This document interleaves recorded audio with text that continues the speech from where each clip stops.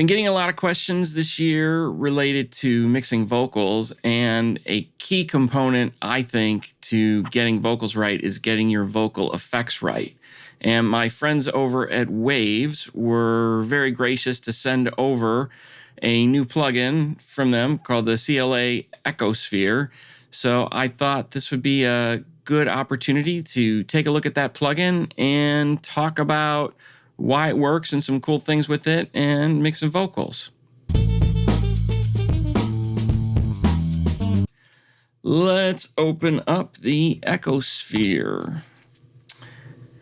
So CLA Echosphere is a new collaboration between Waves and lord-alge, kind of based around Chris's workflow in his studio using analog gear. This plugin it's basically, there's two components. We have a slap, which is basically a delay built into the plugin, and then there is an emulation of a plate, which is based on the plate emulation that he uses. It's an emulation of an emulation. So Chris uses a 480 A plate in his studio on vocals, so that's kind of what we're getting here, what it's based on the plate. And then the slap, it's basically just a slap. Chris uses a lot of slaps in his mixes, which are really just kind of short delays. This one opened up. I have a preset here set to the vocal 1, which I guess is kind of his vocal, although the delay time, I'm surprised it was 188. Really, 166 would be usually what he talks about as being the kind of John Lennon slap sound, which is based on using old tape machines to achieve delays. So we can also use this as just a regular delay. Turn it on, set it to your tempo. If you want a quarter note, triplet, eighth note, we can set that up, feedback. I'm not going to do that today because we're just going to kind of go with what he has here. The other thing that Chris does sometimes is he will take his delays and route them to reverb. So we have a routing here where we can route the slap to a plate and the output. We can route it to just the plate. There's lots of options in here we can play around. There's also a modulation control here if we want to add some modulation to things. But what I want to focus on here is just some basic stuff about reverbs and using reverbs on vocals, and some things that kind of stuck out to me about this particular plugin. One of the things I think that's cool is while there are a lot of educational materials out there on how some great engineers mix, such as lord-alge, one of the things that sometimes it's harder to pick up on is what exactly the effects that they're using actually sound like, because we don't always have access to this. I do a lot of live sound, and I know sometimes I'm not going to have access to this plugin or some of my other reverb plugins I really like. But if I understand what something I like to use sounds like on its own, I can reshape something else later on to get it closer and in the ballpark. So I have Chris's preset loaded here. He called it the vocal 1. I'm going to set this to 100% wet just so that we can hear what this sounds like. And I want to talk about a few things that stuck out to me. Welcome to the Going to 11 podcast. So the first thing that I really notice is this is a dark reverb. And just for comparison, here is the Abbey Road plates from Waves. Welcome to the Going to 11 podcast. So that's a really different plate versus our Echosphere plate. Welcome to the Going to 11 podcast. So much darker. For comparison, here is little plate from Sound Toys. Welcome to the Going to 11 podcast. It's kind of darker, but there's definitely a more metallic kind of thing in there. And just one more. Here's the Arturia Rev Plate 140. Welcome to the Going to 11 podcast. It's still kind of dark, but it also has this kind of metallic thing in there because plates were big sheets of metal originally before we started emulating them with digital. But if we go back to the Echosphere plate, and I'll mute the slap here. Welcome to the Going to 11 podcast. It's a pretty dark reverb. Now, I think there's an advantage to having a darker reverb. Darker reverbs tend to blend a lot better in a mix.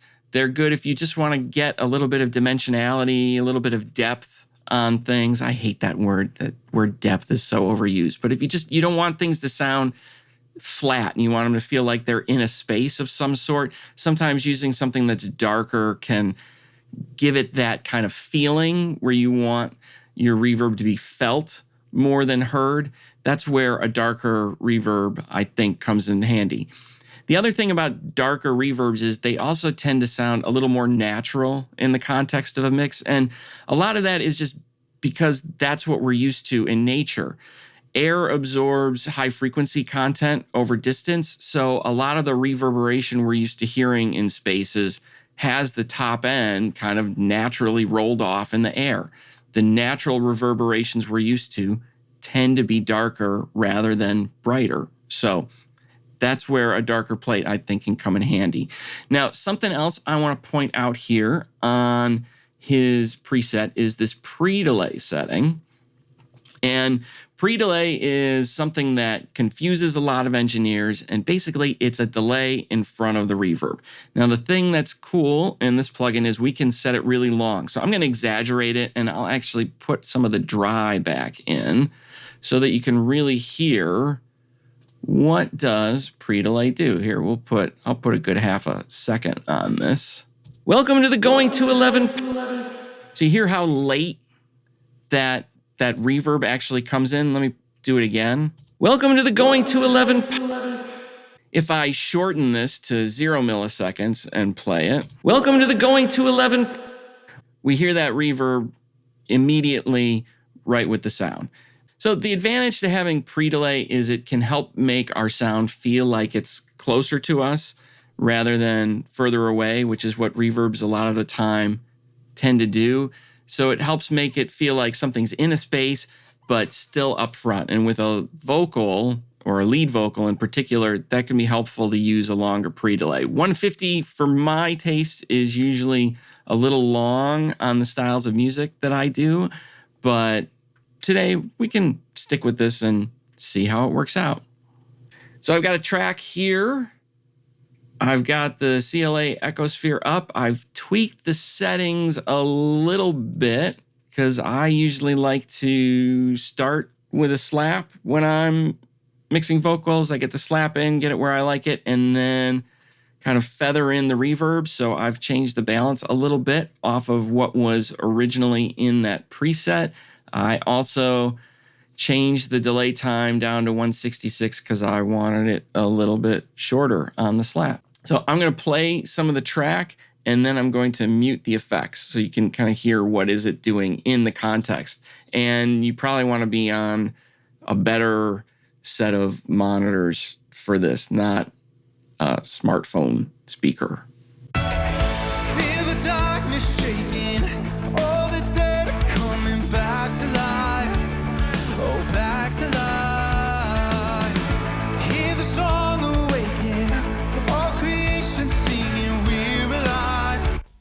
So when I take it out, it just feels like the vocal, I don't know, it's not natural to me. It doesn't feel like it's sitting in the track. It doesn't feel like it's sitting with everything. It just feels like it's kind of on top of it, and that's not what I'm going for.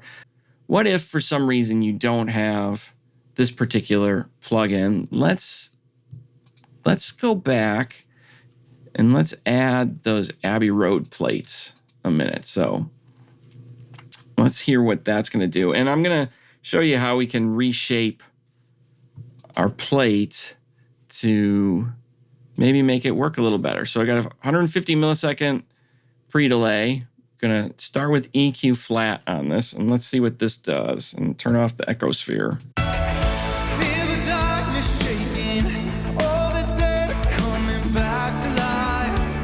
Oh, back to life. Hear the song awaken, all creation singing, we're alive. 'Cause you're alive. You call me out of the grave, you call me into the light, you call my name in my heart. Just by darkening that plate up. And for comparison, here, let's copy it over to another setting, put that treble back on, and I'll just flip between the two. Feel the darkness shaking, all the dead are coming back to life. Oh, back to life. And just for comparison, I'll toggle back and forth between the Echosphere and the Abbey Road plate. And this will maybe give some insight into what does the slap add to things. Feel the darkness shaking, all the dead are coming back to life. Oh, back to life. Hear the song awaken, all creation singing, we're alive, 'cause you're alive. You call me out of the grave, you call me into the light, you call my name and then my heart came alive. So, little different. This is not a night and day kind of difference going between the two of them in the context. Personally, I like the way the Echosphere is sitting in the mix a little more. And granted, I did not spend a lot of time on the Abbey Road plate, but I didn't spend much time on the Echosphere either. And that's kind of a nice thing when it comes to using effects. I like to just be able to push something up and have it work rather than futz around sometimes in settings, especially when I'm doing live sound and there just isn't a lot of time to really tweak on things sometimes. I wish there was. In my studio, lots more time, but not always when you're out and about doing stuff, as those of you who do live sound would also probably attest to. So anyways, I hope that helps. I hope maybe that gives you some ideas of things to try if you're not using the Echosphere, although I really like the way this plugin is working, and I like that it has basically the delay and the reverb all included there in one. I know there's a lot of live sound scenarios I get into where I just don't have room on the console. I've been given to set up loads and loads of effects, and to have something like this where I can just load up a preset I made, or even one of the ones in here, the ones that Chris has in here, these are all pretty good to start with. I'd probably tweak them a bunch for the context of the music that I do. I don't usually go for pre-delays quite that long, although I do like lengthier pre-delays probably than some people might use, but that's just me. So anyways, you can check out CLA Echosphere and Abbey Road plates, and I hope this helps. If you want to find out more about me and some of the training stuff I do, you can visit my website at goingto11.com. Thanks for watching.